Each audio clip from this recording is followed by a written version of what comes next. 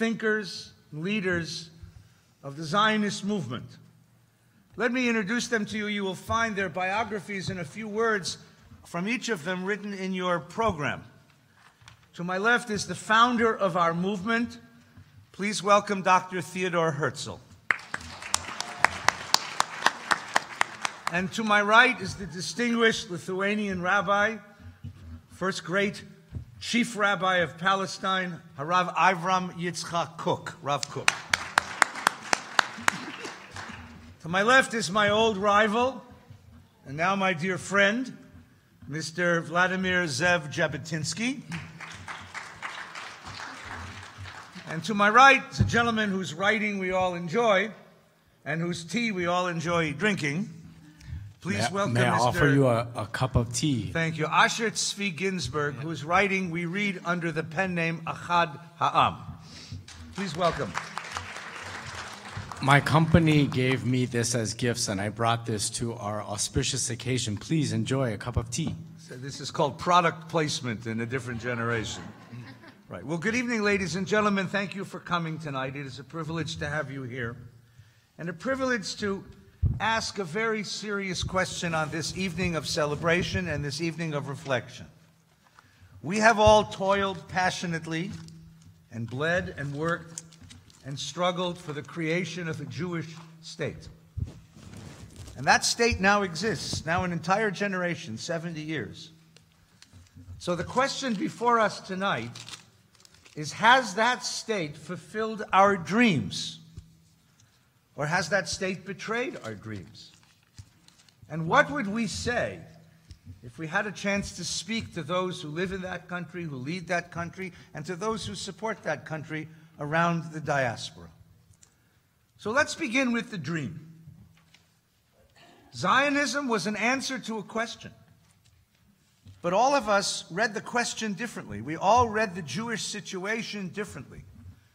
A Jewish state was the answer to a problem, but each of us perceived a different problem. What was the problem? What was the question that a Jewish state, the establishment of a Jewish state, would solve? Dr. Herzl, you were the founder of the movement. Would you begin for us? I would say the founder of modern Zionism, as Zionism seems to have always existed. So of modern Zionism. Into the mic. Okay, of modern Zionism.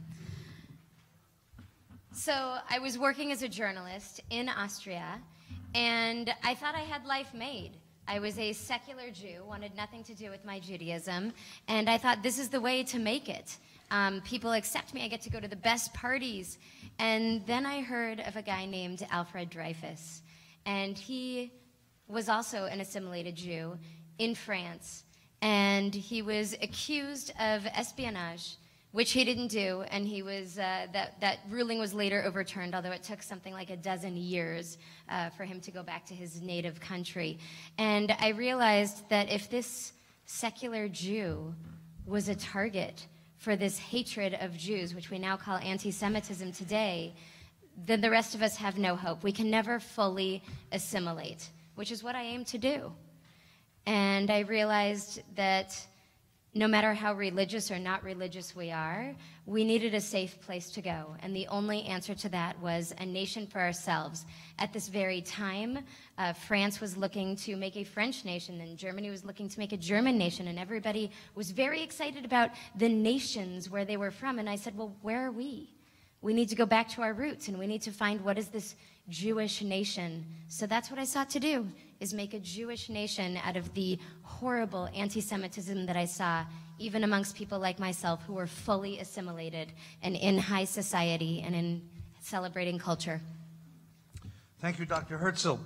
And in 1897, you called a meeting that you titled the First Zionist Congress in Basel, Switzerland. Mr. Ginsburg, you were there, but you were sitting in the back, and you were dissatisfied with the program that Dr. Herzl put forward.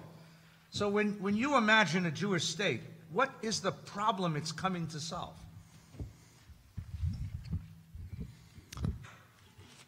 As I wrote, after leaving the First Zionist Congress never to return, I proclaimed, Lo zu haderech, this is not the right way.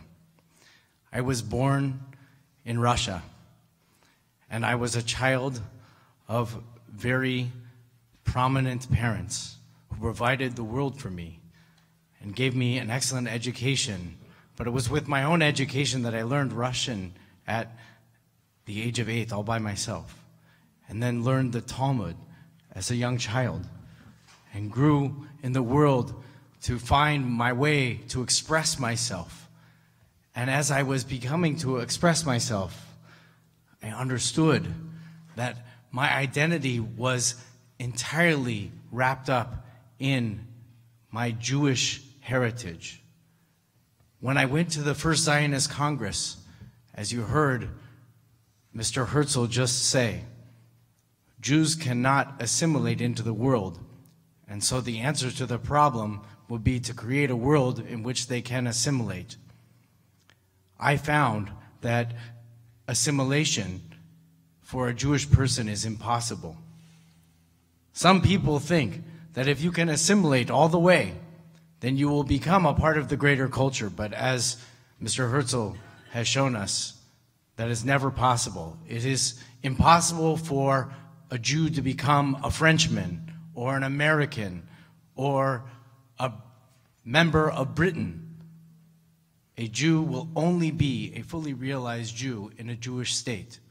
The answer to the problem was for us as a people to find a culture in which the richness of our tradition, the values of our tradition, the ideals of our tradition could be expressed in a way that we could act politically and as a nation in the world with those values springing forth. Ki mitzion tetzeh Torah, u'devar Adonai miYerushalayim. From Zion, from the Jewish state, will come forth this great wisdom, and God's voice will be heard. Thank you, Ginsburg. Rav Kook, of all the people on this panel, you are the surprise. It's in my time, with very little support from religious Jews, most religious Jews believe that only God could bring us back to the land of Israel.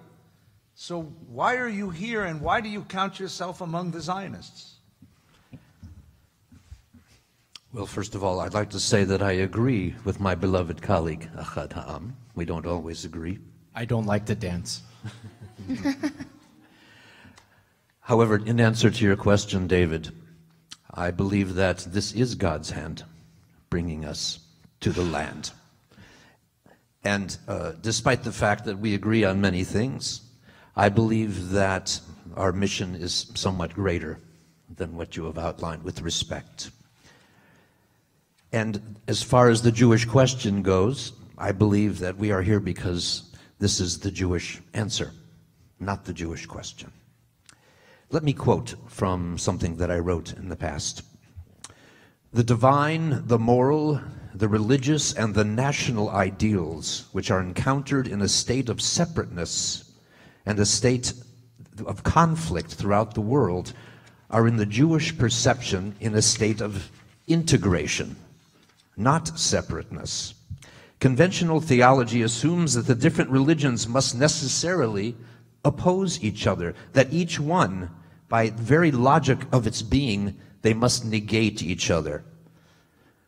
I believe that we are in a moment when we will recognize all expressions of spiritual life as an organic whole.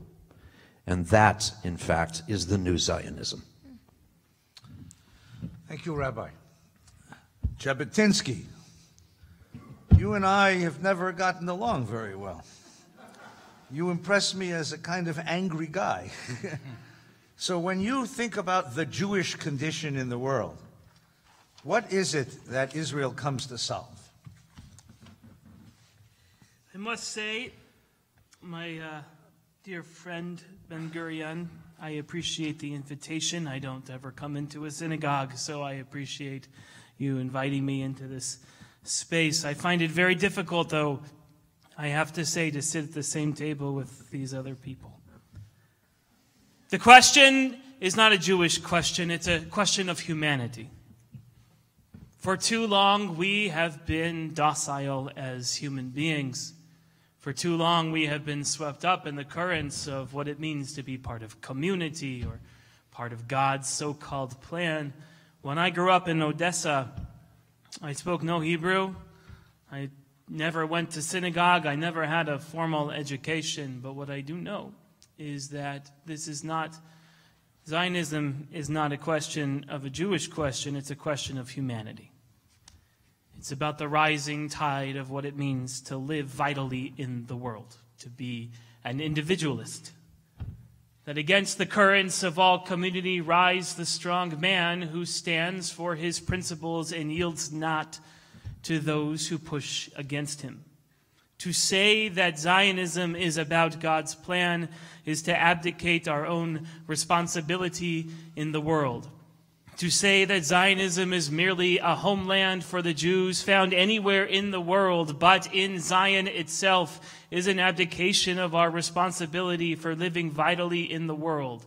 To say that Zionism is only a matter of culture, where only enough Jews need to move to one location to somehow revitalize Judaism, that is not Zionism. I am not here to speak about cultural Zionism or protectionist Zionism or religious Zionism. I am certainly not interested in humanitarian Zionism. I care not for your amusement park for Hebrew culture. I care about only one thing: saving Jewish lives. I went to Kishinev in 1903 as a journalist. It's only a day's ride from Odessa. I saw the murdered and the raped and the destroyed Jews of Kishinev. And it was there that I decided that the only way to be alive in the world is that every Jew must fight for what is theirs, just like every nation has fought for what is theirs. And so for me, the question of Zionism is about achieving our goals as human beings, of coming vitally into our own, not to make friends with other people, but to bear our teeth, tooth, and talon to them so that we can save Jewish lives. You know, Jabotinsky, it's been a long time since we've had this argument. Oh, And you it blew up feels my like- ship, It you know. feels like, well, you deserved it. Yeah. And it feels like we just picked it up again. So, just as you said, if the Jewish state is like any other state, then what good is it? Has it no special character, no special morality, no special responsibility in the world, except to be just another country with an army protecting its own self-interest? Do you think, Ben-Gurion, that any other culture has a special responsibility to the world? Do you think the English care for the Indian? Do you think the German care for the Hungarian? Why should we be any different? We are like every other nation. The Jews carry no specific moral message or responsibility to the world other than protecting our own people. And to add to that, that it's an unfortunate burden. I tried to get rid of my Judaism. It's an unfortunate burden. I couldn't. We are a nation, so I'm going to embrace that nationality. And as my good friend here said, that's exactly it. That's what makes a nation. We're a people. That's it. Forgive me, Doctor, and my dear Jabotinsky. May God watch over your comings and your goings. God can watch over your comings and goings. I'll take my tea. Thank you very much. The Jewish people, we carry a torch. We are a light unto the nations.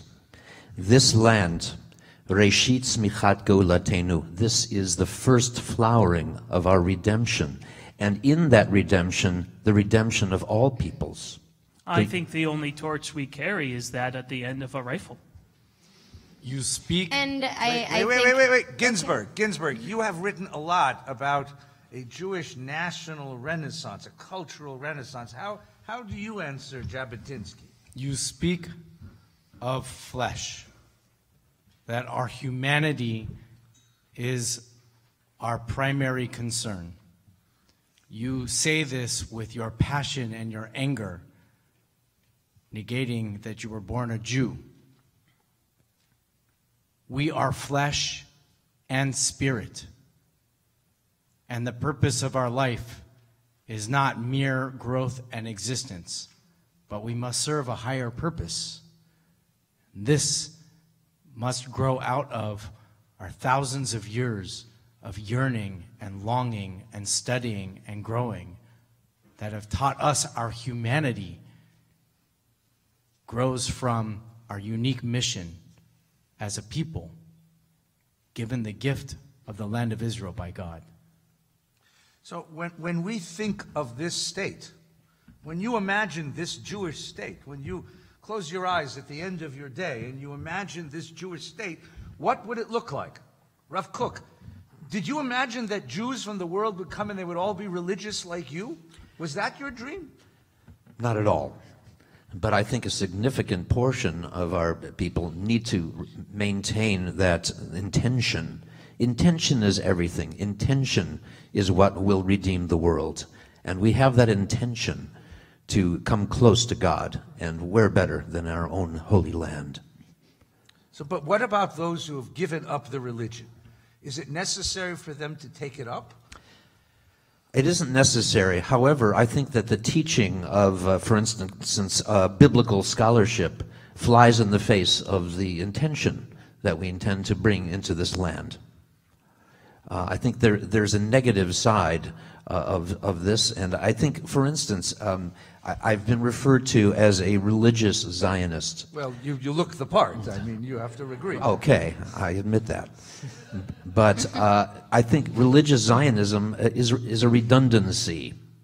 Zionism is by its very nature religious and holy. So what about those who are anti-religious, those kibbutzniks who don't keep the Sabbath, who don't keep the kashrut, who don't keep the laws of the tradition? Do you have any relationship with them? Yes, indeed, because these workers and these members of society are necessary for us to survive as a people.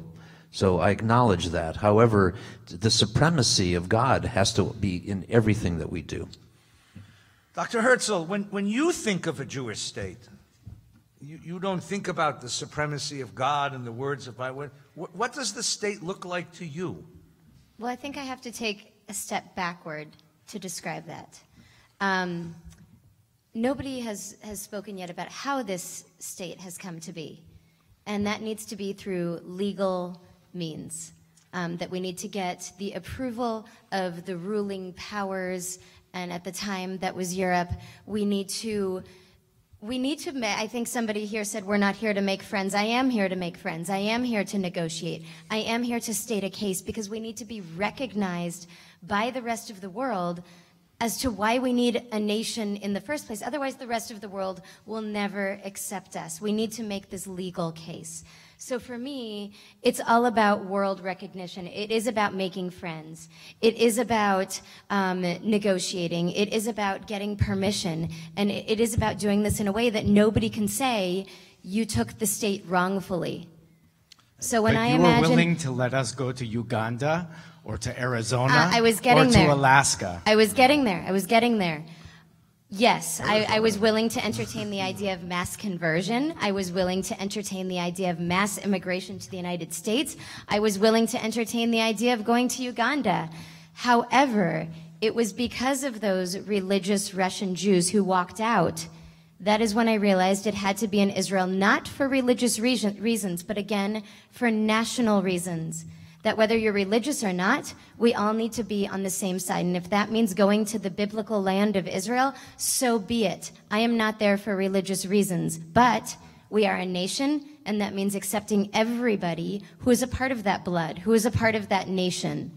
So we do this legally, we do it rightfully, we get there, and we see what it is when we get there. I will accept everybody, but just know that I'm not going to do anything of a religious nature, and that's not why I'm there. May I say something? Jabotinsky. May I? I'm very difficult for me to sit quietly. Take a breath and tell us, do you have the same patience that Dr. Herzl does to obtain the permission of the world for us to return to our land? Dr. Herzl, I appreciate your comments and the movement that you have founded, but I must say you are a weak man. If we only negotiate from a... Don't let it get to your heart, my friend. If we only negotiate from a place of weakness, if we negotiate from a place of being a weak and supple nation, then they will never give it to us.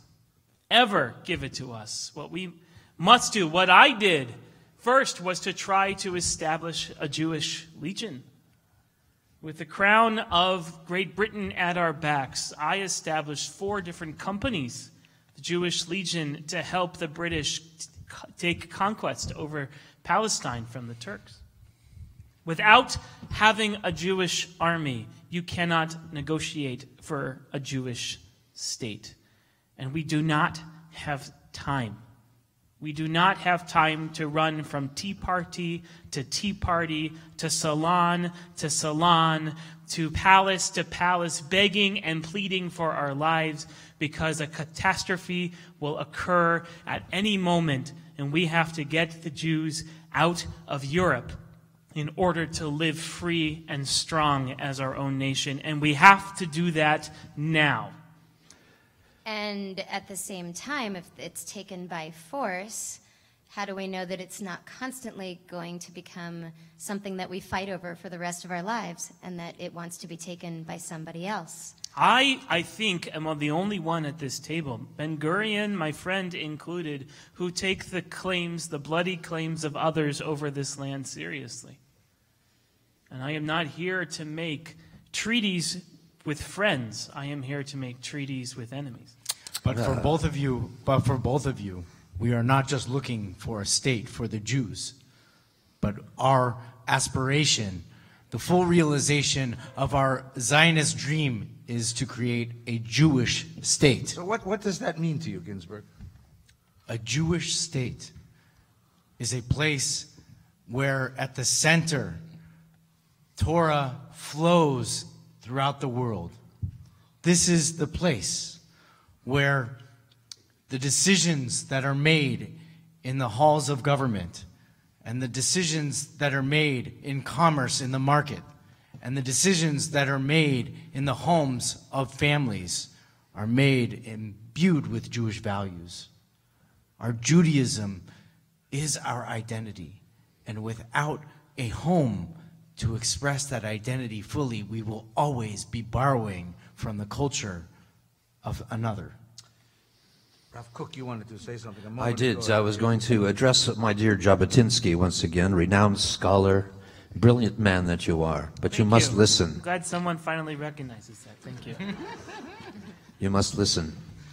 Peace in all realms of being is the concern and the heritage of the Jewish people. It derives explicitly from the vision of the prophets, to the extent that the prophetic illumination was able to perceive it, and it is interwoven with the most exalted thoughts and depths of religion. But its first thrust must be to establish inner peace. Here is where peace will prevail in our land. Jabotinsky, you know that I was an officer in your Jewish brigade.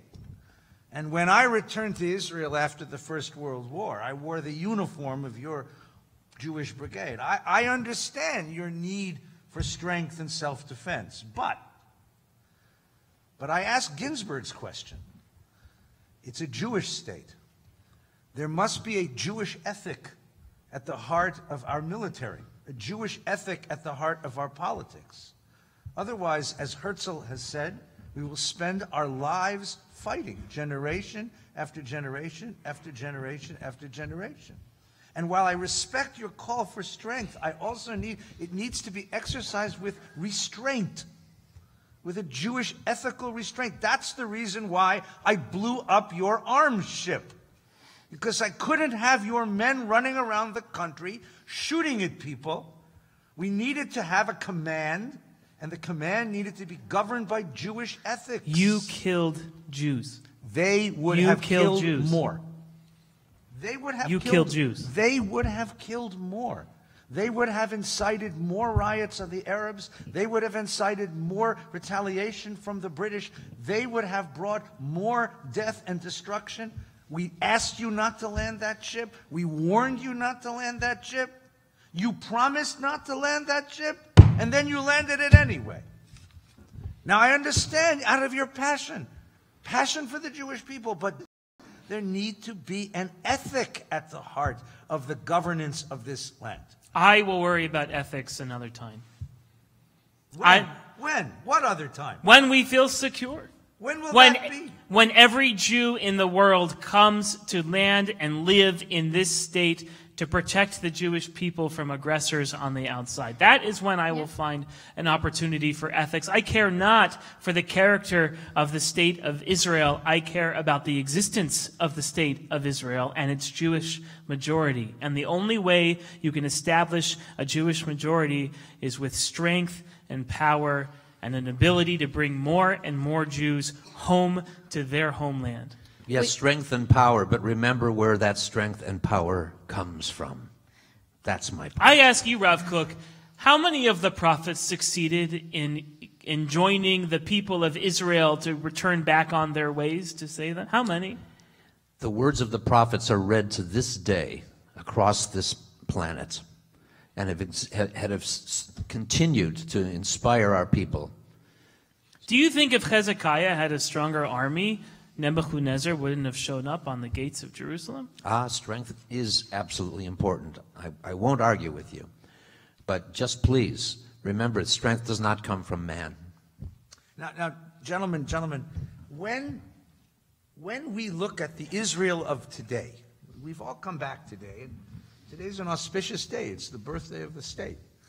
So when you look at the Israel of today, what is it in that Israel that you are most proud of? Dr. Herzl, you begin, please. When you say Israel, I also want to speak to the rest of the Jewish nation because, again, we are all part of a national unity. So I would say in America, the creation of the birthright program is exactly what I would have created because it is not for the religious as many of our programs to Israel will bank on for teens, for young adults. The Birthright program is exactly what the namesake says. It's recognizing that we have a nation that we're a part of, and it's getting people to recognize that, not necessarily in a religious way, not necessarily in a spiritual way. If that happens, that's wonderful, but to recognize that there's something that unites us all and to bring us back. So I would credit America with that. Now, if I speak just to Israel, again, I think that deep within us, there is something that unites us. But again, I'm not so concerned about whether people express that through God or not. Again, I am not one of those people.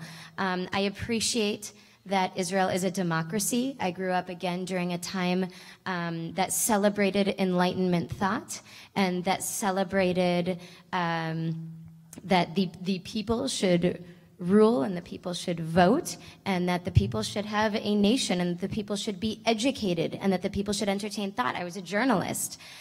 So I appreciate democracy, and some people might say that it's a shame that in Israel we are debating such issues like women appearing on billboards wearing this or not wearing this or these people doing this.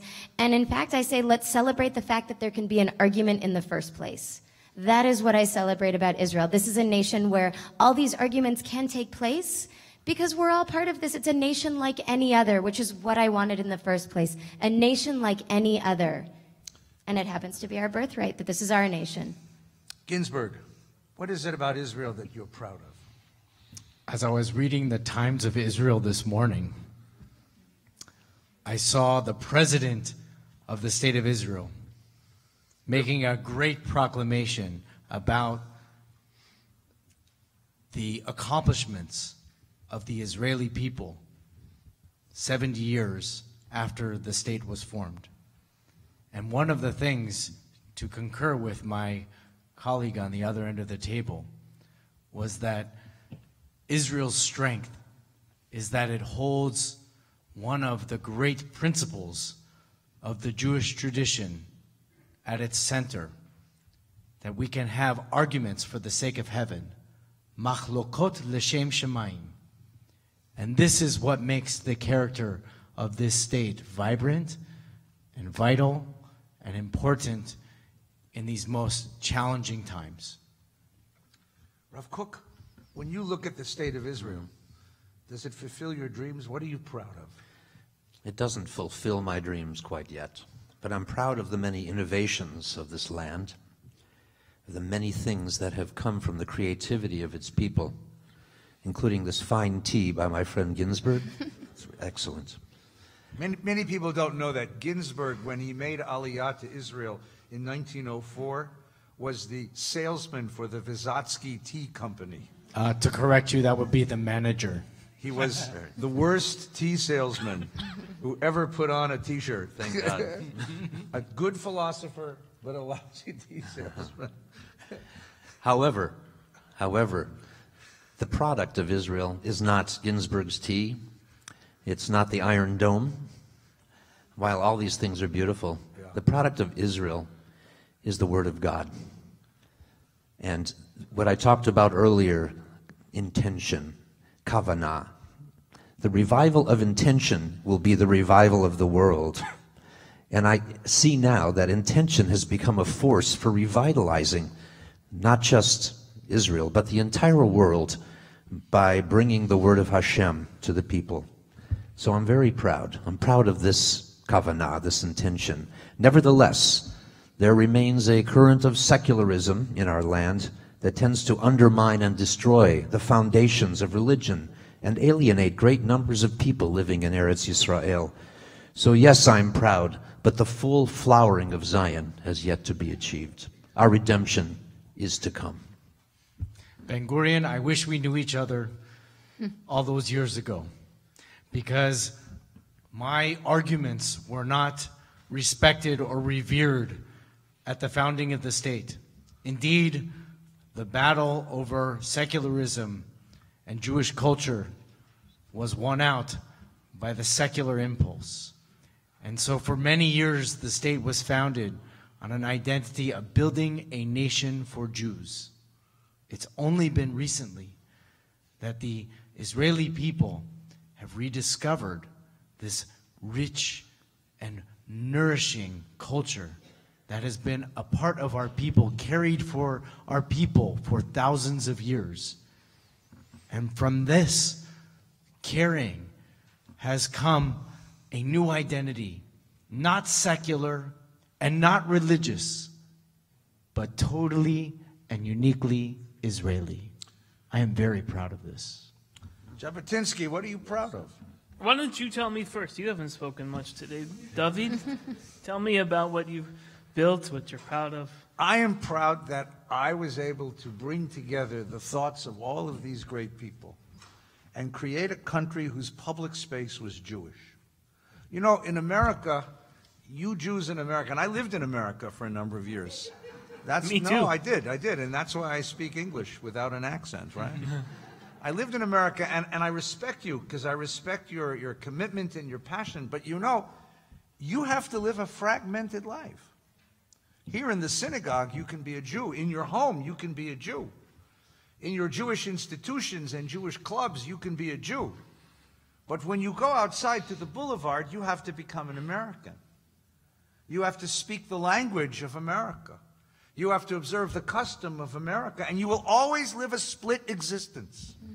Split between the American half of you and the Jewish half of you, and your children will always struggle about which has priority. But in Israel, there's no word for Saturday in Hebrew. We call it Shabbat. And everyone makes Shabbat on Friday afternoon. And the newscaster on the news wishes you Shabbat Shalom. When Pesach comes, everyone eats the matzah. It's not a question. It's part of the natural Jewishness of a Jewish place where the Jewish space, where the public space is Jewish. And that was Ginsberg's, Achad Ha'am's, great vision. It was the messianic vision of Rav Kook. And while Herzl didn't understand culture in that sense, he understood that this would be a place for the Jewish nation to thrive. And that's what's happened in that country. That's what they have done so very well. That's what they have done so very well. That's what I'm most proud of. And frankly, Jabotinsky, I appreciate you too, believe it or not. Because I appreciate the call to strength. I had to send young people to war. More young men died in my wars than in the wars of any other prime minister. because I had to defend the country. I understand what you mean, but I sent those young men to war with the Tanakh in their pockets, and they needed to know that when they picked up a gun, they were to defend the Jewish people, but to do it with Jewish ethics. And I am proud that the government, the country, the military, the people of Israel maintained that sense of power restrained by ethics. And that's what I'm most proud of. Okay, Jabotinsky, now what are you proud of? Thank you, David. I appreciate that. 26,000 plus. You know that number? 26,000? Yes, I know that number. The number of young Jewish men and women have given their life for the state we've built. 26,000. We could have built something even sooner if everyone had listened to me. Could have saved a few more. I'll tell you what I'm proud of. I am proud of the diverse culture. I am proud of our success economically. You know, when you and I got into this argument, you wanted to bring farmers to Israel to build your kibbutzim, and I wanted to bring urbanites because I knew that the future was going to be in cities, not on the farms. Well, we were both right. They needed farmers at one moment, and they needed urbanites at another. That's right. I am most proud because we're willing to take not only a community of Jewish culture, but we're able to, and this is where Achad and I agree, to create the spirit of the Jewish individual. That the Jewish individual is fully free to be themselves, not religious, not secular per se, ethics, not ethics. What's most important is they live vitally in the world, and they can do that because they are safe in a Jewish majority.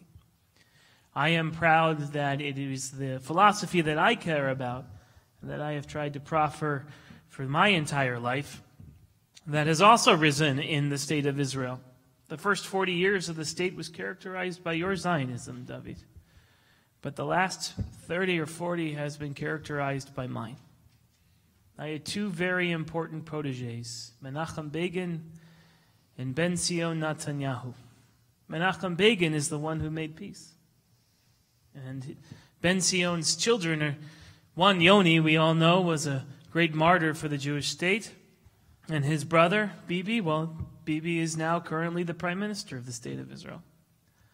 And the philosophy of peace through security, I am very proud of how we've built a state that is safe for Jews to grow their children, to live, and to become fully throated human beings in the world, unlike on the fields of Kishinev, where we were slaughtered by the dozens and we did nothing.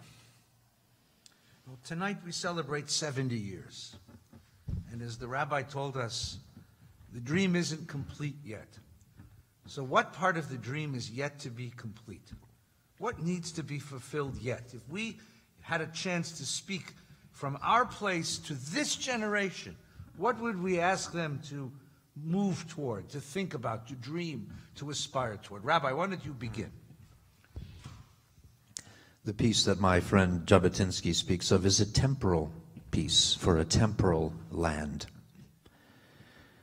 If we, as the Jewish people, can carry the flame, bring an or chadash, a new light to Zion, as we are told to do, then all peoples will follow our example.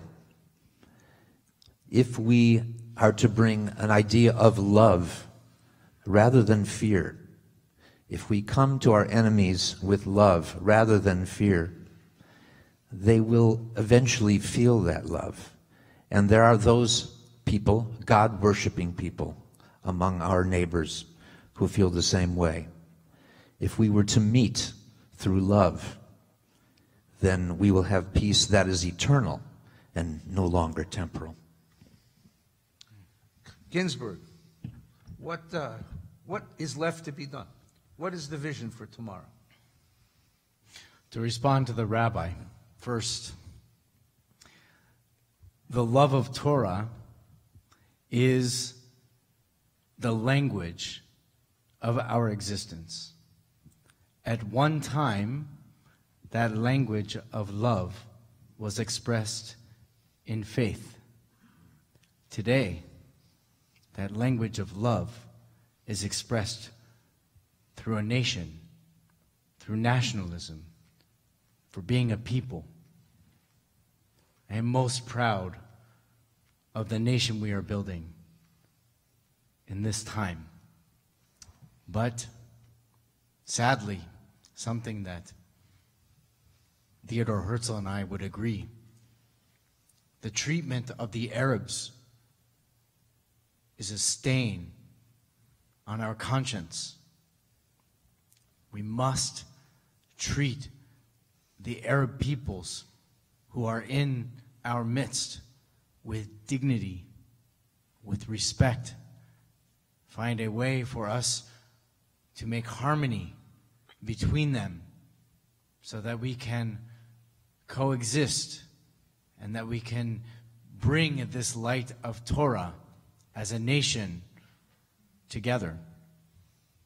It deeply saddens me how much innocent blood is being shed and how our people who have such deep value see the other in the Arab as less than human. We must stop this. Dr. Herzl, what's left to be done? Unfortunately, there's a lot left to be done.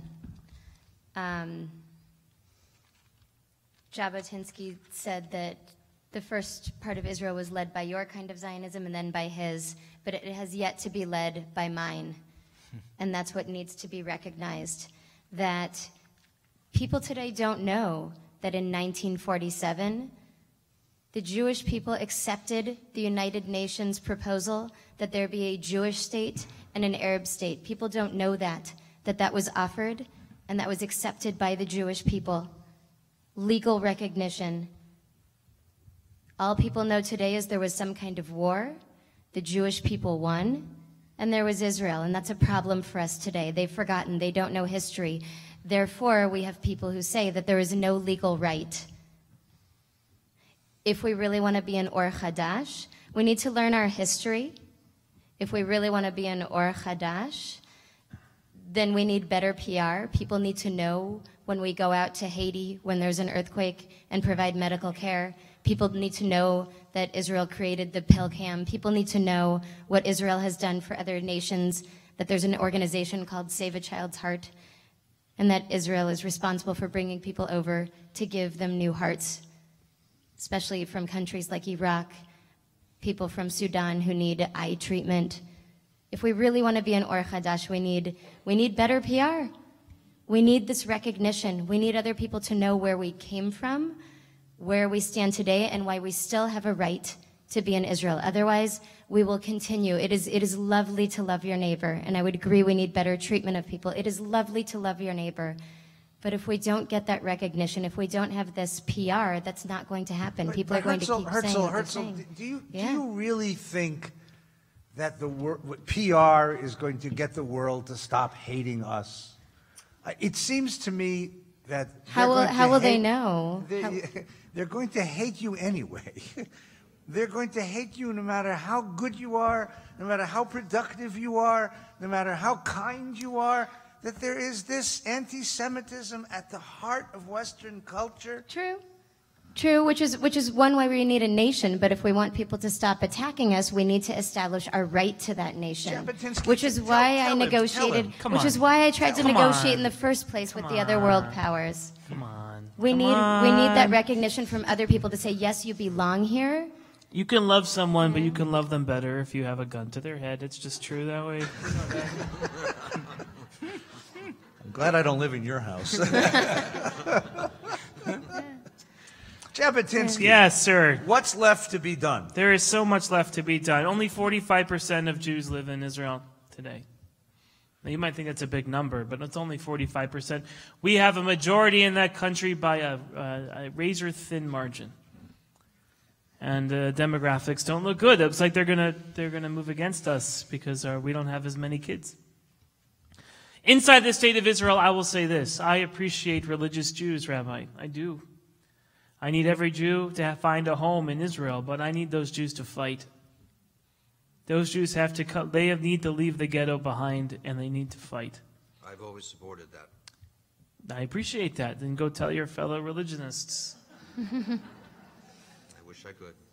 We also, though, but don't forget, our state, which is powerful and strong as it is, we have an iron dome. I once wrote an essay called The Iron Wall.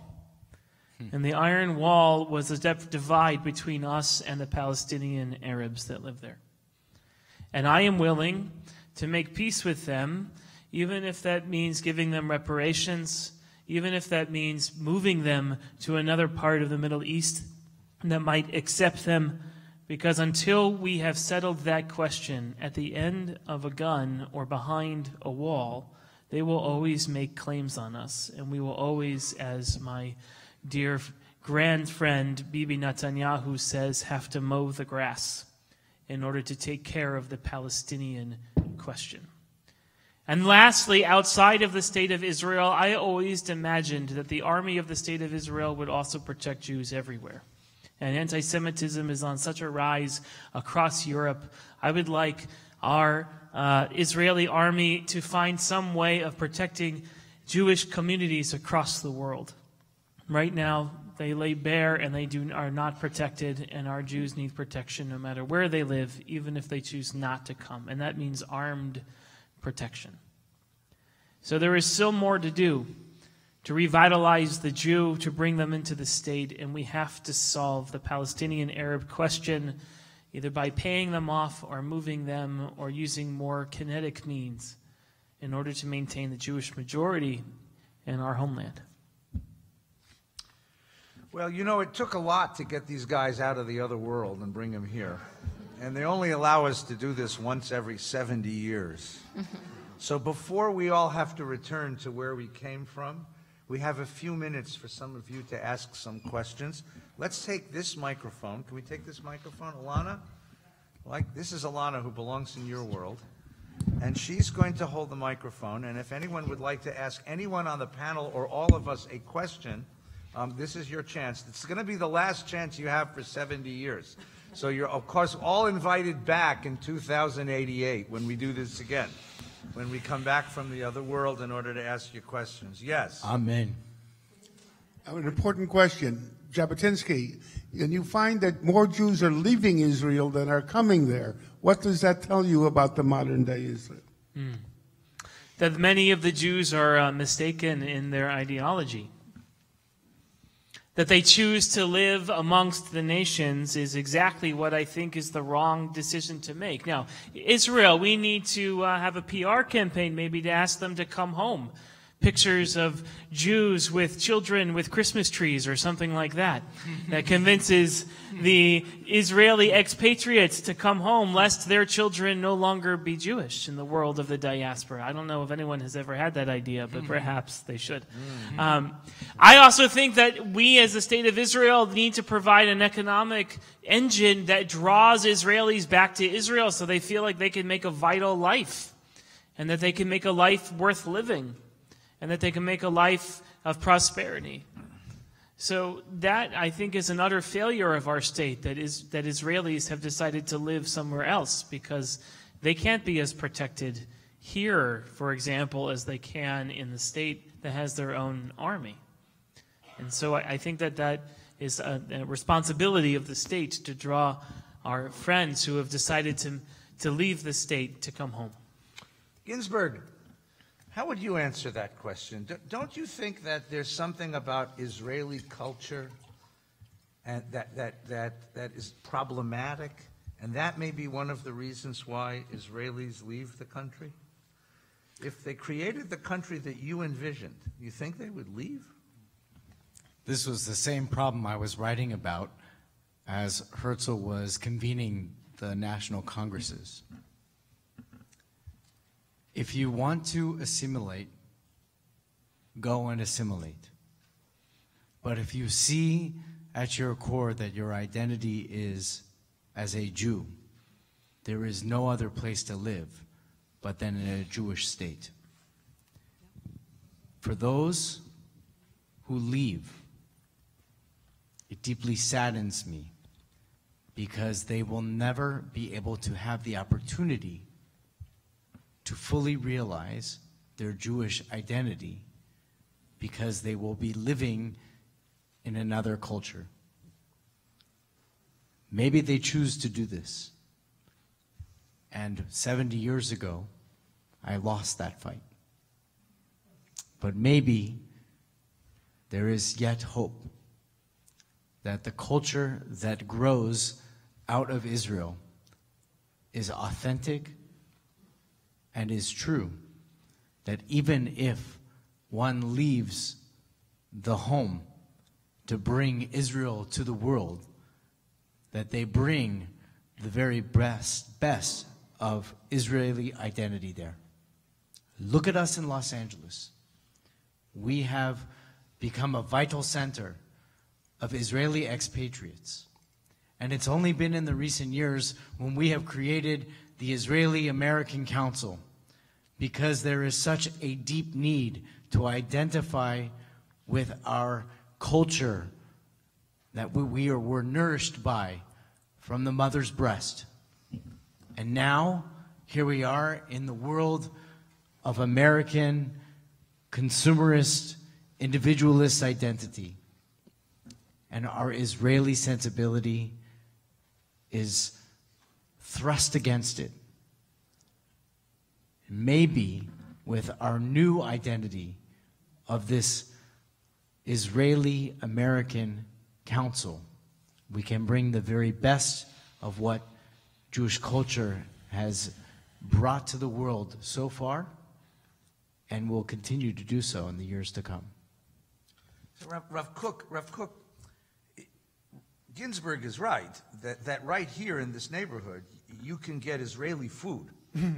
5 minutes from here, right? That you can buy Israeli music, that you can buy Israeli novels and newspapers, that you can play on an Israeli football team, a soccer team, that you can, but do you sense something missing in Israeli culture that might be the thing that will bring Israelis together and cement their relationship to the land and to the Jewish people? Exactly. The things you mentioned, David, are they're things of this world. They're cultural things. They're not spiritual. And I must say to this gentleman that those who are leaving Israel, for the most part, are those infected by this rampant secularism. That's really a kind of disease in Israel today.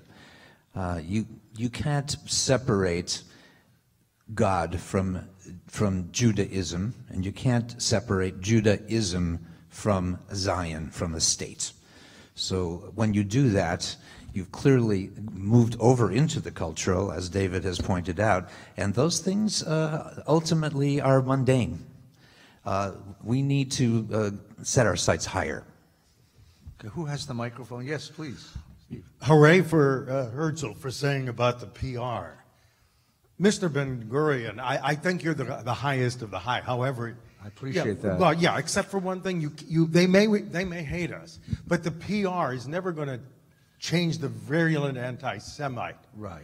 But first of all, it could change a lot of secular Jews. Secondly, it could change a lot of neutral American people. Did you have a question, or did you want to So my question join the is, panel? why are you against PR? No, I'm not against PR. I just PR don't is think so that important. PR is going, or hasbara, as we call it in my day, is going to change the world's attitudes toward Israel. In this, I have to say honestly that as much as I agree with Herzl that we have to pursue every legal means of obtaining a land and of holding a land, we have to become one of the community of nations. That's true. At a certain point, Jabotinsky is right. That's right. It's Southern Jabotinsky. At a certain point, Jabotinsky is right that at a certain point when the world comes and says you don't have a right to your land, having received a vote of the United Nations, having received a vote of the League of Nations, having received the Balfour Declaration, after a certain time you say, that's no longer my problem, that's your problem, and I will protect this state as any nation protects its sovereignty. And PR isn't the question. It's a question of saying, this is where I am. Because the world, because as Herzl wrote, the world is never going to accept us. The world at a certain level has an indelible and an unsolvable level of anti-Semitism. And once we have a state, the truth is that the state gives us an opportunity to not have to worry about that anymore. Because now we have the material temporal power to defend ourselves. Who else has the microphone? Yeah, Dr. Herzl, please. I want to respond Yes, and yes. say, go back a little bit and then come to where you are. There's nothing wrong with Israeli culture. We are a diverse people, and that was my point in bringing together the Zionist Congress of a very diverse group of people to say there's something that bonds us, and that's our nationality, that's our blood, right? There's nothing wrong with Israeli culture. It just got too hard. That's what I would say. That's why they left. It got too hard. And so to come back to the force, it's too much. Israeli parents don't want their children going to the army as much anymore. It's a huge struggle. They feel guilty about it. It's getting to be too hard. And that's why we need this campaign. That's why we need to remind the world why we have the right to exist.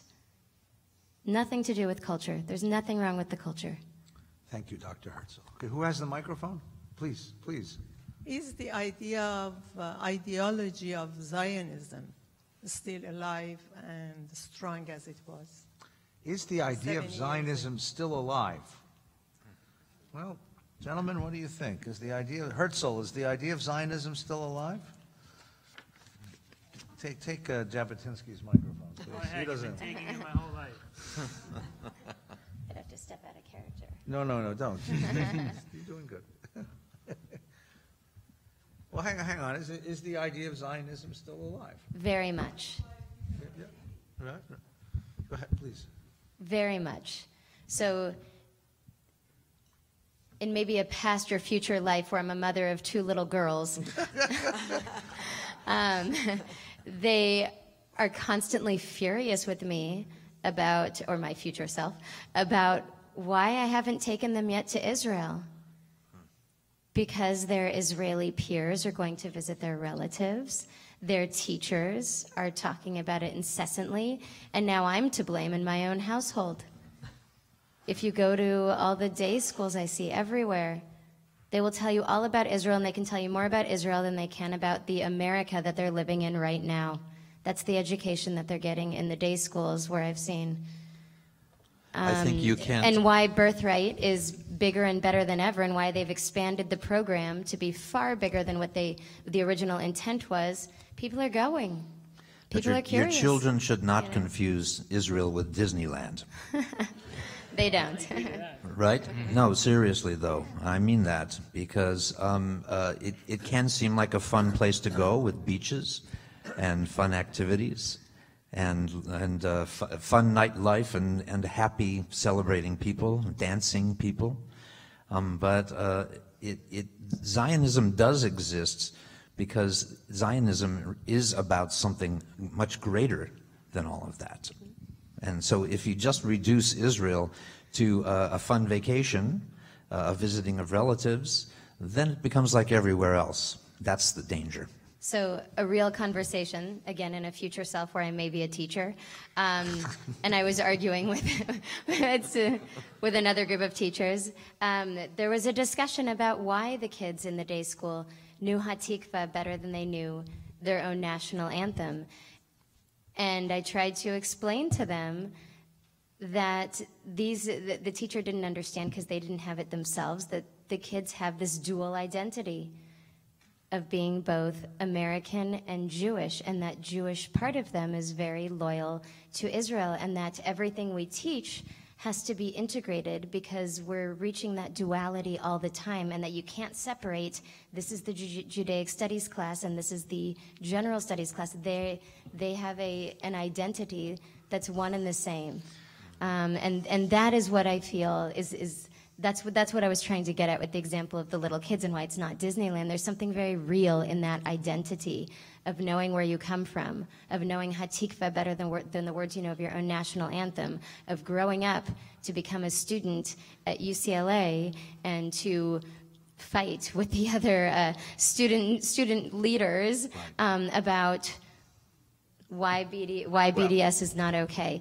There's something very real going on everywhere, and it's in that identity. People know that they have this, whether it be national, cultural, religious, a combination. They know it's in that identity. It's very alive, but it's getting harder. Well, Dr. Herzl, I have to disagree with you, and I apologize for making controversy where there wasn't before, but sometimes we Zionists do this. I have to tell you quite honestly that I have never understood American Jews. And I've tried, and I've tried, and I've visited, and I lived among you, and I've spoken in this country many times, and I've toured the country, and I visited, and I appreciate your support. I appreciate the money you've given to Israel. I appreciate your political support of Israel, but I frankly don't understand for me to be an American Zionist is an oxymoron. If you're a Zionist, you believe that the only way to live a full and whole Jewish life is to move to the land of Israel.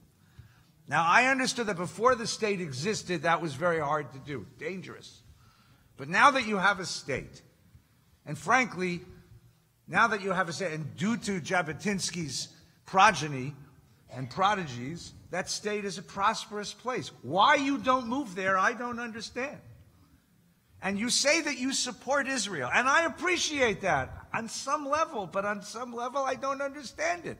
Number one, you don't speak our language. I began this meeting in Hebrew. And Cook and Herzl don't speak Hebrew, so I'm speaking English to you. But how can you support the state of Israel if you don't speak its language? And speaking its language is not very hard. Hebrew is a much easier language to learn than French. It's a much easier language to learn than Spanish. You can learn the language, and speaking the language gives you entree to Ginsburg's culture. That's the first thing I don't understand. The second thing I don't understand is, you say you support Israel, but you don't know its music. You don't know its literature. If I ask you to name 3 Israeli writers, would you know who they are? You don't know what television shows are watched there on a daily basis until they come over here and get translated. Fauda. Yeah, Homeland, right. I don't understand you American Jews. Again, I appreciate the money you send. I need the money.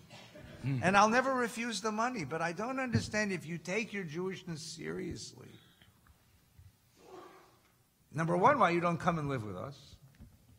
And number two, if you choose not to live with us, it seems to me that there's all sorts of things you could be doing to participate in the life of the land and the people of the land.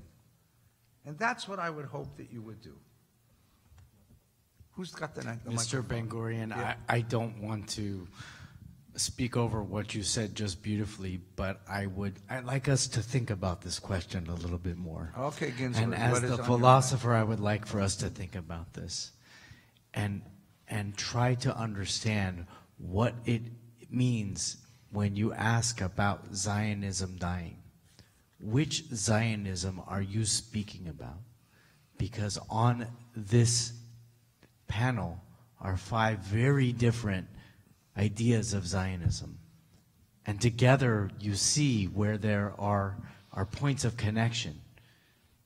We live in a time when there are new Zionisms being born each and every day through Jewish scholarship, through Jewish art, through Jewish social life, through Jewish faith. All of these Zionisms are flourishing from the center of Zion. So Zionism is very much alive. It's just not the Zionism that you might have been asking about. Thank you, Ginsburg. That was a nice correction. Who has the microphone? Yes, What do please. you think about the importance of AIPAC for the survival of Israel? AIPAC. What is that? Are they armed? Is it a Jewish group? What is? They haven't asked me to speak yet. AIPAC is an American political organization seeking to cement a closer relationship between the American government and its interests and the State of Israel and its interests, particularly in the area of security. So, I like it. I think you would like that sort I of like thing. it a lot. Absolutely. Right. And again, we're working with policy, and we're working with policy Use the mic. makers. You got to use the microphone. We're working with Otherwise, you're dead. policy. We're working with policy makers. That's what we need to do to establish our place. So AIPAC a while ago, it used to be the second most influential lobbyist group. I don't know where it is today, but that's where we are. That's exactly where we are. We need policy. We need policy makers. We need the support. We need allies to get where we need to go. Absolutely. Full support. But Ginsburg, there are some who fault this organization because it provides support, but it's blanket support. And sometimes they say that support should be selective, depending on Jewish ethics, the kind of Jewish ethics that Rav Kook has talked about, the pursuit of peace, and that you have talked about in terms of the humanization, the human treatment of the Arab population. Would you want an AIPAC to be more selective and critical in its support of Israel? Ginsburg? I think AIPAC is one of the great expressions of Jewish culture in a diaspora community. Because its link, as you so eloquently stated just a moment ago, to the state is not as strong as it could be. AIPAC has many places to grow. I happen to have heard a couple of the speeches when I was dreaming about being here tonight. And I was amazed at how the conversation could shift to ideas that they call progressive. And these progressive ideas and ideals have a place in an organization that understands at its core the relationship between the United States and Israel is unbreakable. So, Jabotinsky, Yeah. Ginsburg heard these progressive voices in the context of AIPAC, and I have a hunch that you would disagree that those voices belong in that context. Wherever I stand for the right. The right? The right. The right. I'm a conservative. You didn't know that? Listen, I think that there should be no one who gets to dictate what the State of Israel does or does not do. There is no ethic that is important other than that which is dictated by the state. Pinsker understood that in auto-emancipation. Each group has to be able to create and vitalize their own individual and collective selves. Now, I will say that I would be willing to manipulate or partner with any greater superpower than us if they are willing to help us guarantee our safety. And if AIPAC, this organization you speak so highly of, is willing to manipulate or partner with the United States in order to create the security of the State of Israel, then I certainly think it's a platform that's worth every endeavor, especially if they wear uniforms. I love uniforms.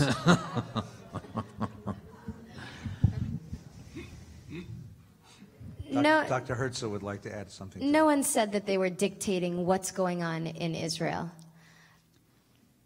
The first thing that I did when I created the World Zionist Congress is I created a fund because we needed a place where money could go because we can't get anything done in this world without money. That became the Jewish National Fund, which I think people here have heard of today. We need money. We need allies. We need people on our side. That's not going to dictate what Israel is going to do, but we need these relationships. And even if it is an expression of what American Jewry looks like, so be it. If we're going to survive, if we're going to have an existence, we need that support. And I say take it. Nobody is dictating what's going on actually in the government. Okay. But we need those allies. Okay, someone has the microphone. Yes, please. First of all, thank you all for being here on this such an important day. Yeah. I wanted to ask... We could have been anywhere, by the way. I True, mean, you know. true. I wanted to know from each of you, who do you see as future leaders in the next 70 years to carry on your ideologies and the work that you have laid? I can think of a few. Okay, Jabotinsky, give it a go. Well, first, Bibi Netanyahu, of course, who's the current sitting prime minister of the state of Israel, quotes me all the time, so I definitely like him. But more than that, the minister, I believe it is, of education, Naftali Bennett, is someone who understands that Israelis have a particular way of being in the world, and we should stand for ourselves, and that we should allow, the world needs to react to us as opposed to us reacting to the world. So I see a lot in this great young man, whose name is Naftali Bennett. Yeah. It's interesting to me. I don't like anybody in the Knesset today, but there could be some people who will show up that I could like in the future, because in a Jewish state with a vibrant Jewish culture, there will always be thinkers and ideals that will come forth to take their positions of leadership. One of the great teachers, because I like to think a lot, that teaches me a lot, and I like that a lot, his name is Micha Goodman, and he is inspiring the young generation of not secular and not religious Jews finding their unique Israeli identity and growing their culture as uniquely Israeli. And I am very much looking forward to seeing what they create. I think it's interesting. I appreciate Dr. Ginsburg's point of view that it may be that the leadership that is most decisive in shaping Israel tomorrow may be governmental people, as Jabotinsky has pointed out, or it may be cultural leaders, as Ginsburg points out. It may be a philosopher, a composer, a writer, because sometimes those are the people that create the cultural milieu in which a state and a people flourish. And the interesting part is that both of them have named young people. These are Bennett and Goodman are young men who have grown up in this culture and contribute to this culture, you know, remarkably. So it seems to me that there are young people coming to take the places that we once filled, and we can be proud of their contributions. With respect, David. No, Rabbi, you're the only respectful person here. I Respect, just with want to. respect, what is this? Where did you get that hat? I'll tell you later. It's alive. Don't touch it. Politics is a game of promoting one person over another, one idea over another.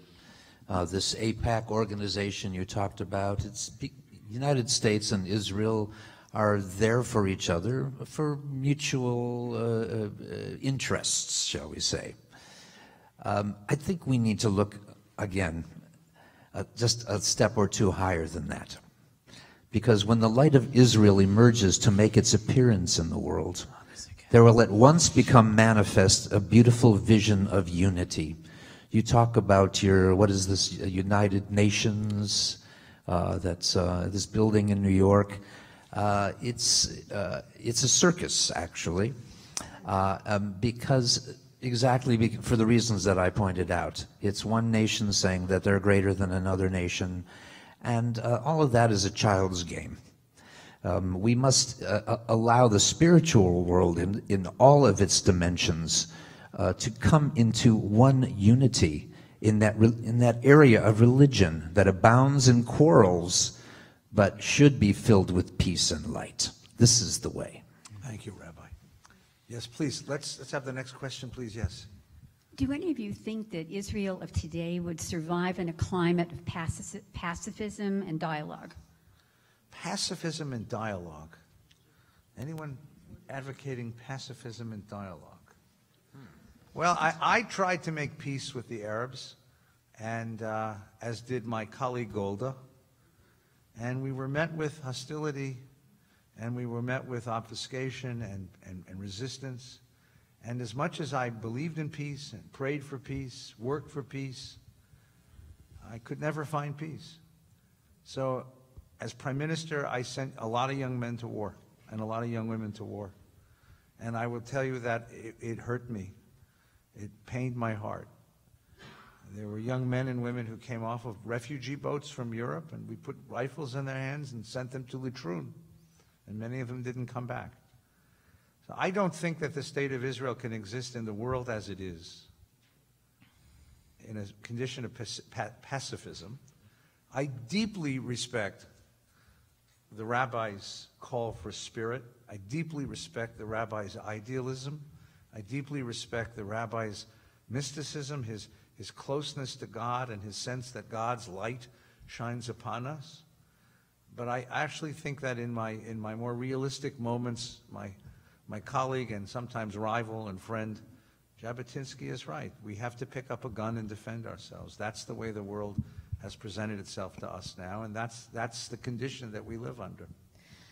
I remember learning that when there was a peace treaty between Egypt and Israel and asked why Egypt decided to make this treaty, they said the sacrifice was just too great. It wasn't worth the lives lost anymore. And that's why I advocate for our governments to keep working at it, keep working together, keep negotiating, go through logical, reasonable explanations with each other. I know that there are many negotiations that go on right now that we see something very different. They're sort of between the leaders. They make peaceful agreements for let's just let this be. And what we see is some other kind of manifestation of that. We see some sort of explosion, but there's a lot of agreements under the table. I say we let those be. We work those out. We find a way to coexist. There may always be anti-Semitism, and there's nowhere else for us to run. I wanted to run away. There's nowhere else. This is it. Our nation has decided this is it, so we can't run. And at the same time, I can't rule by just force. There's got to be something in between. There's got to be something we work out with our governments. That doesn't necessarily mean pacifism and dialogue, necessarily. It's more like an agreement to disagree, a coexistence, and treaties. Thank you, Dr. Herzl. Who has the microphone, please? We have just a couple more questions, and then we have to return. First of all, I think that you are all absolutely positively brilliant, and that you're all absolutely positively right in everything that you have to say. I have a problem. I have a problem, though, with being one of the not 45% and what's obviously an oxymoron to you, a Jew living in diaspora. I, though, feel that Dr. Herzl has a very good point about the PR of the world seeing Jews in a different light.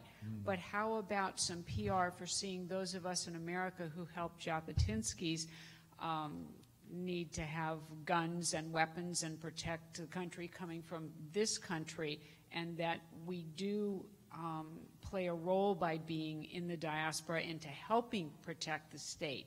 So could not, instead of some of the anti-Semitism of the Zionists in Israel, not be focused on the Jews who are not on the land? We get a lot of anti-Semitism and draw too many lines. Right. And I appreciate your contributions to the state.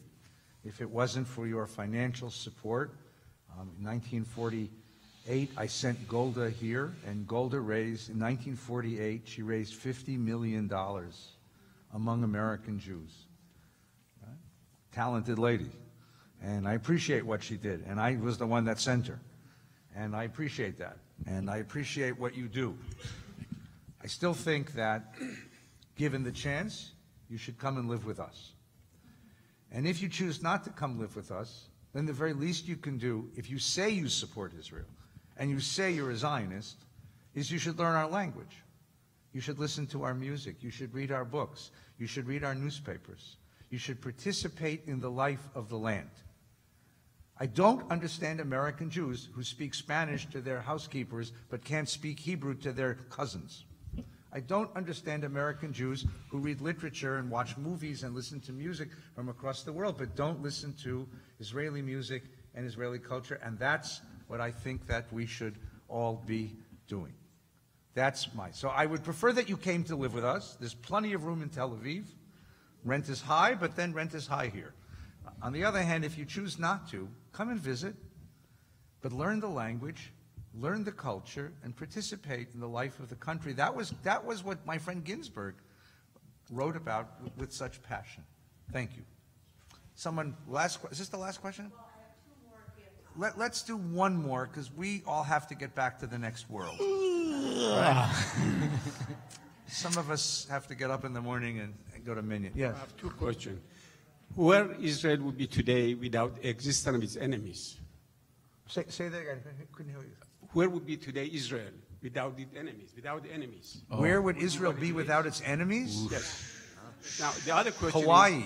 It would be like Maui. It would be a paradise. State. What? We much much smaller and weaker state from every standpoint. Without its enemies? Isn't actually power of Israel, a lot of it is because enemies surrounding Israel. No, I don't agree with that. The other question is how a state of Israel affects Jewish in the world. Aren't we affected? How are we affected by a state of Israel? The entire All right, Jewish this is a good question. So the first question is a theoretical question, and it's awfully hard for us to answer what would have been. But let's take a look at the second question. How do you think, I asked you what it was in Israel that you're proud of and what Israel's yet to do. How has Israel affected, as we look at the diaspora, how has the Zionism that you taught affected the diaspora? Where does it find a home in diaspora life? And how have the Jews of the world changed because of Israel? Jabotinsky, why don't you start? Yes, I think the Zionism that I have spoken about for decades has played an amazing role in revitalizing the Jewish spirit. In 1948, you sent Golda here and she raised money, but in 1967, when Israel really showed its might, Jews came out of their homes for the first time and said, I'm proud to be a Jew in the street and proud to be a Jew at home. And that was the first time in history that Jews in the diaspora were excited and proud to be Jews because they had a home that was strong in the state of Israel. Now, today there are Jews who've never experienced anti-Semitism. There are Jews who've never experienced hatred. There are Jews who don't understand what it took to build the state. And these Jews, these terrible Jews, have decided that the state of Israel might not be worth pursuing or protecting. In fact, they adopt an agenda that tries to undo the state of Israel. Because they don't understand what we went through. They don't understand the 26,000 young men and women who've given their lives for the state and the millions of Jews who perished in the Tofets of Europe that we could have prevented if we had a state. They don't understand that. If they knew the Zionism that we cared about even more forthrightly, they would understand that as long as there is anti-Semitism in the world, as long as there is a Jew whose kippah is knocked off his head, Rabbi, as long as there is a Jew who's not allowed to serve in a state or serve in a business or admitted to a country club, as a Jew who is ever spit on, kicked, or his house spray painted, that there is a home and a people that are willing to protect him, and that version of Zionism still lives in the world because that version of anti-Semitism still lives in the world. And if we have learned anything, is that ignorance is the most renewable resource we have in the world. And it is our jobs, our task, and our birthright to teach the next generation about the sacrifices that their parents and grandparents had to go through just to be a Jew in the world. And it is the security and power of the state of Israel that gives the Jew heart and strength, not just its culture. I want... If it's okay. Wait. Ginsburg, you were concerned most of all of us. You were the one most concerned about diaspora Jewry. You wrote an awful lot about diaspora Jewry and how a revitalized culture of Israel would change the cultural life, the religious and social life and cultural life of diaspora Jews. Has it happened? Has Israel changed the life of diaspora Jews, Ginsburg? I was trying to think of a good example of this. The best thing that I've come up with so far is Robert Kraft. Robert Kraft owns the New England Patriots, and he proudly has established a stadium in the center of Jerusalem, near the Supreme Court, near the Knesset, where children can play the sport of football. It is a uniquely American product brought into the land of Israel. And as a vibrant and important and valuable state for the Jews and a Jewish state in the world, we are as much exporters of the very best our Jewish culture and tradition has to offer as we are importers of something that can be equally as powerful. And it's not about the football, but it's about the players who come to Israel with Robert Kraft and learn about the Jewish people and appreciate the very special and unique cultural contributions that the Jewish people continue to bring to the world that make what Robert Kraft, an American Jew who has very thin ties to this great idea called a Jewish state, such an important part of his identity is to create those relationships and to see those people leave our country with a deeper and a more profound appreciation of Jewish identity. One more person, a very interesting character, Amare Stoudemire, a big-time basketball player. I was thinking about him too. Did you know he converted to Judaism recently? Mm-hmm. He was a mikveh big enough? He was a Philo Jew. He loved the Jewish people. He even got a tattoo of a Star of David on his arm. Oy. Did somebody tell him But that, the journey brought him to the conclusion in which he bound his destiny with the Jewish people. When that happens, the culture that springs forth from this state has a bright future. Dr. Herzl, has diaspora Jewry changed because of Israel?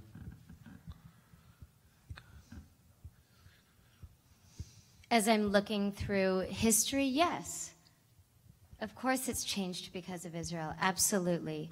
I wanted to remark on identity, as we heard from Ginsburg and as we heard from Jabotinsky. I agree with Jabotinsky that we must remember our sacrifice. We must remember why. We must remember the anti-Semitism. And we must remember what we're combating, and that's why we need this nation. I understand from Ginsburg how important this new type of cultural Judaism is. And at the same time,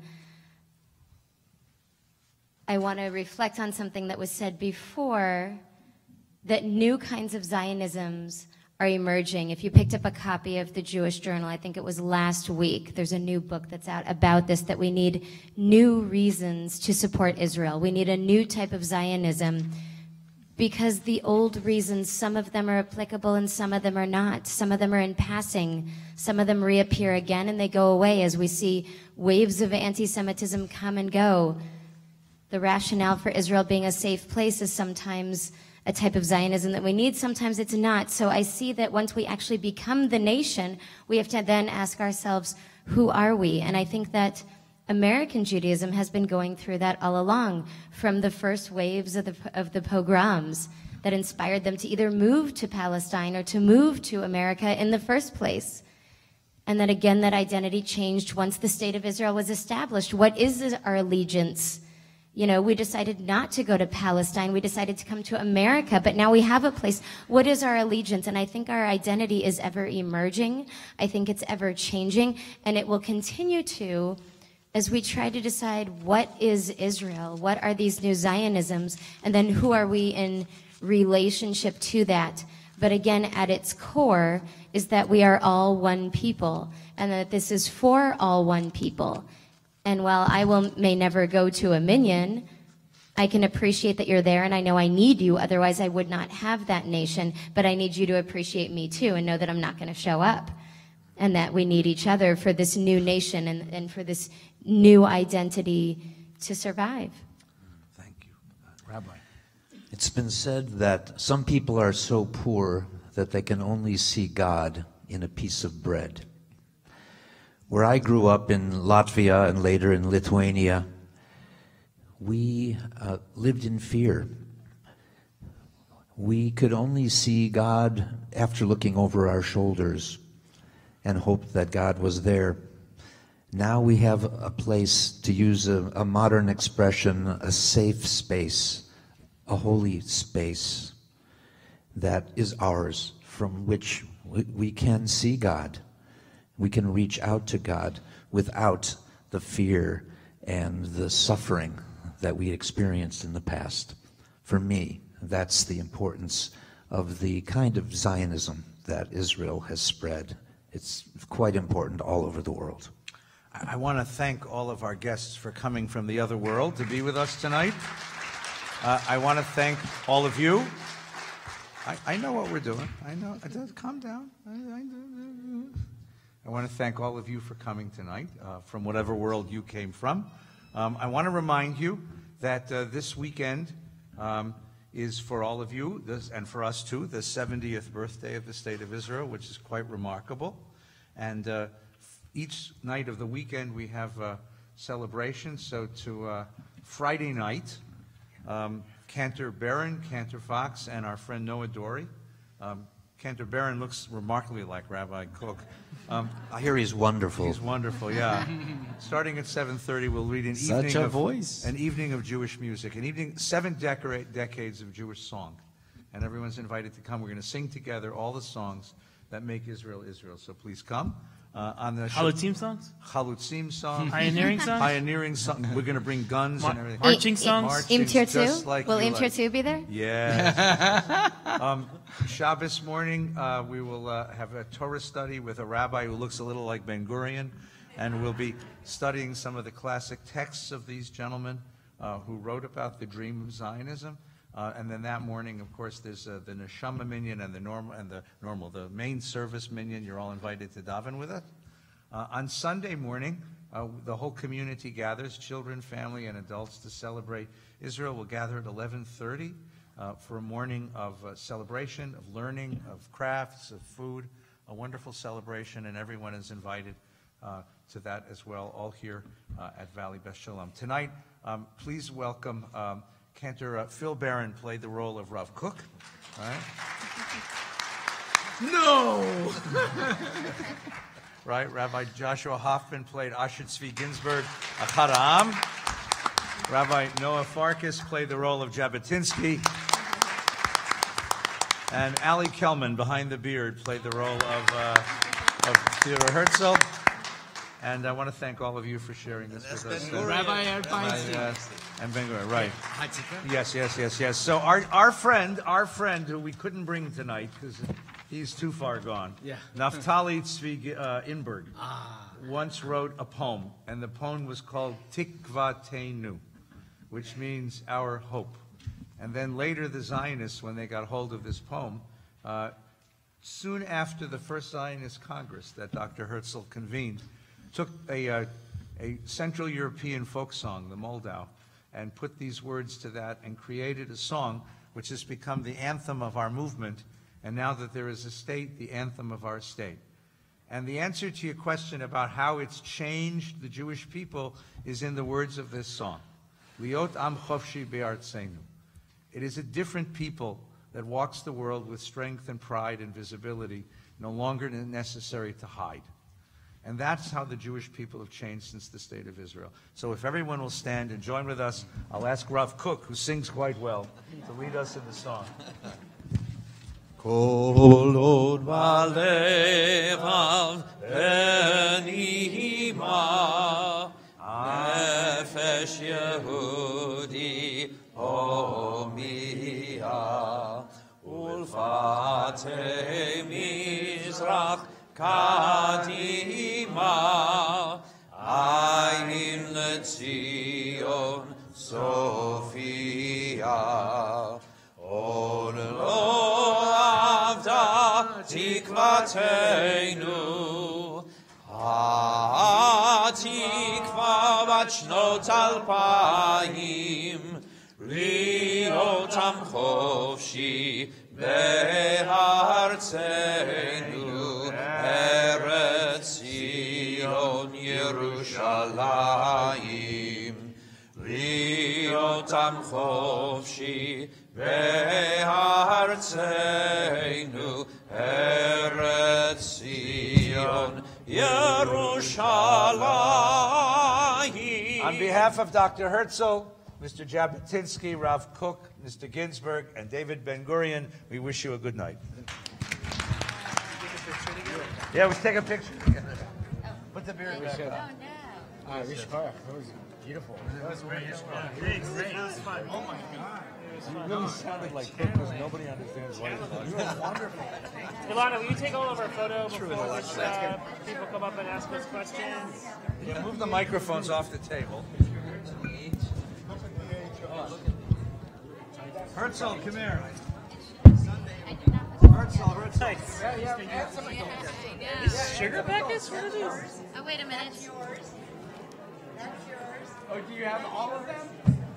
That's cute. Cook, come in here. Rough Cook.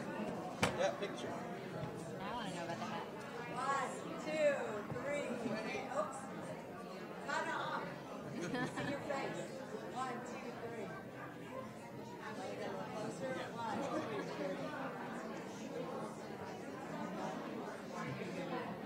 The only time you'll ever see David Ben-Gurion and Jabotinsky arm in arm. Ever. That's nice. Go ahead, guys. That's fun. Here, these are so great. It can also be your. You gave me like a set. I have them in my office. Like I hope that the sugar never goes back. It's just sugar? It's just sugar. It's a bag of sugar. Right? I know. Tell me about it, right? That was a good point. It didn't even bring that. I got tickets for that game. Why? Because I tried to get it in advance, hoping that maybe he made it. We had that one too, but we You did great. Well, how are the Dodgers doing tonight? How do you wear high heels? I know. How do you wear high heels? But you have any tickets? Those are nothing. Oh, beautiful. That's good. What do they think? Someone said that. There it is. Nice. Someone thinks that Herschel was Like mine, it's actually my naval shirt. My naval uniform. Yeah. But it still fits. It's cute, right?